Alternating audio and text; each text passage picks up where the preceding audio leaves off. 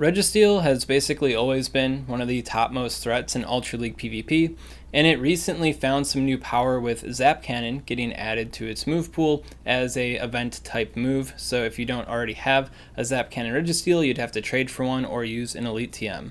At any rate, following Registeel getting this attack, a lot of people have been asking me to do a Registeel PvP IV deep dive, see what the important stat checks are for Registeel, and at what stats could it improve if you were to trade for a lower attack IV Registeel, because Registeel being a raid-only Pokemon, you get that 10 attack floor. You can't push lower than that unless you trade, and you can trade it. So yeah, I looked into it, bringing us to the Ultra League Registeel PvP IV deep dive. If you are curious about the Great League stats, I already did that video, link up above and in the description.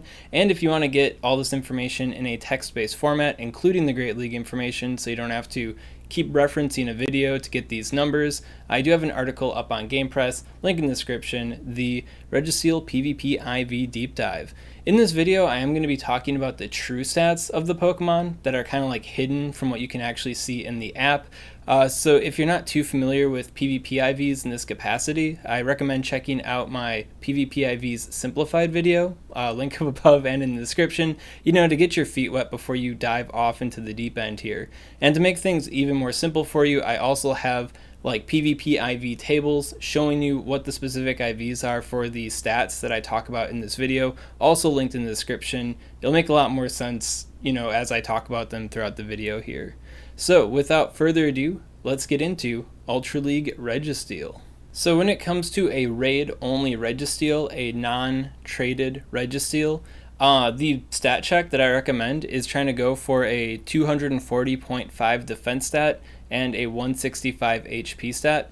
And with that level of bulk, Registeel has a higher potential to overcome Walrein in the 1-2 no bait scenario. So Walrein's basically only using Earthquake. You have to spend a shield, Walrein has to spend 2 shields, and you have more potential to overcome it. Shadow Swampert in the 1-0 shield scenario, so you only spend 1 shield and they spend no shields. If you didn't have this level of bulk, they'd be able to overcome you. With this level of bulk, you are more comfortably able to secure that KO. And then you also have more potential in the mirror matchup. And the mirror matchup in the Ultra League compared to the Great League is a lot more messy because we have much higher HP up in the Ultra League, which means the fights drag on a bit longer, which means there's more potential for like Zap Cannon to kind of tilt the odds. So I looked into like a whole bunch of different Zap Cannon thrown, Zap Cannon not thrown, what is shield, what isn't shielded kind of scenarios. And it is kind of a hot mess. But for the matchups where bulk did matter, I found that this level of bulk was, the bare minimum to make it matter. So I don't know if this will guarantee you the mirror matchup, but it should help. It should definitely help. Right? And then additionally, this bulk also gives Walrein more potential to throw 2 charge moves against Scrafty in the 0-0 shield scenario, forcing it to a 0-0 loss, or to take a shield for the win, causing Scrafty to have to, spend a shield where it otherwise wouldn't.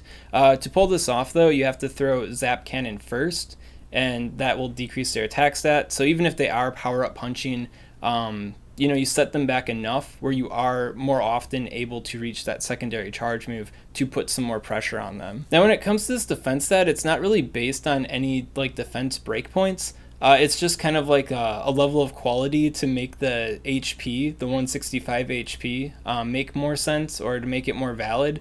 For example, for the Walrein, I was comparing it against my attack-weighted Walreins for my Ultra League Walrein PvP IV deep dive. I'll link up above if you want to check that out, and in the description as well. So if you're up against these attack-weighted Walreins, it's like how much defense do you need to decrease the earthquake damage enough where that 165 HP ends up being consistent. And then I also checked this against Swampert and for the Scrafty scenario too, so that's how I arrived to this defense check and this HP check. Overall, you do have some pretty good odds to get it. There's 26 different raid spreads that have it.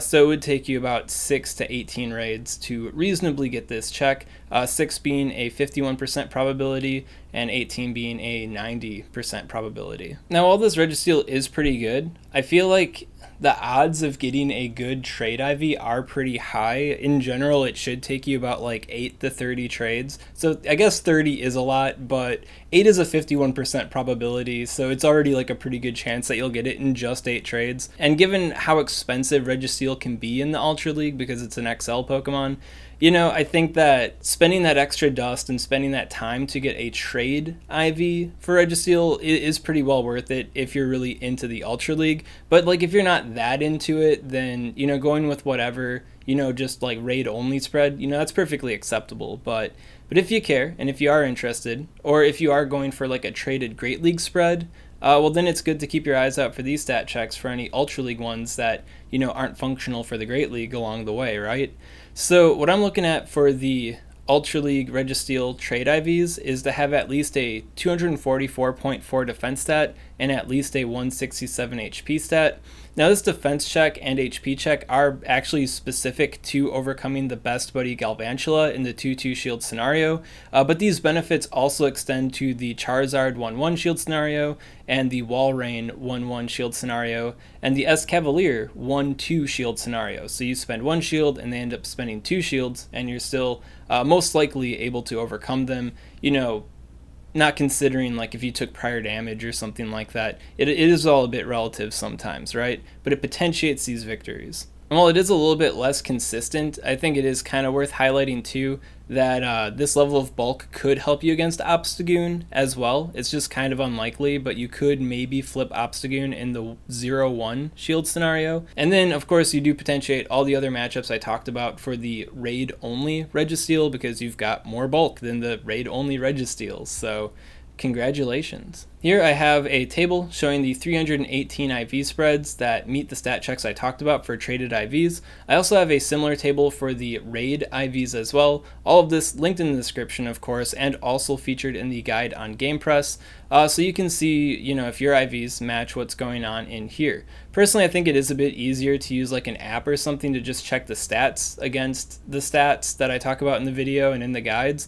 But some people prefer having these tables to ogle as well. So here it is. And if you are trading people that aren't your good friend, they could be your great friend, your ultra friend, or maybe your best friend, you can change this table based on that friendship IV floor, because good friendship means that, the IV can be as low as 1, but it can't be 0. Great friend is 2, but it can't be 1 or 0.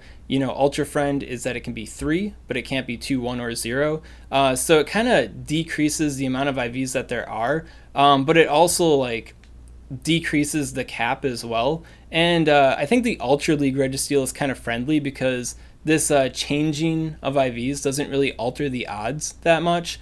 To have a 51% probability to get one of these IV spreads for the good friend or the great friend, you have to do at least 8 trades. And then to do it with an ultra friend, which is significantly cheaper in Stardust, you'd have to do about 10 trades to have a 51% probability. So the probability hike isn't as dramatic as it is in Great League when it comes to these IV floors. So I think that's kind of a nicer aspect when it comes to this. So once again, when it comes to the question of if you should trade to get a better IV Registeel for Ultra League PvP or not, there's multiple ways of looking at it. I mean, for one, did you already build a Zap Cannon Registeel for Ultra League PvP? If you haven't built one yet already, then I think that you'd be in a good position to trade to get a better one.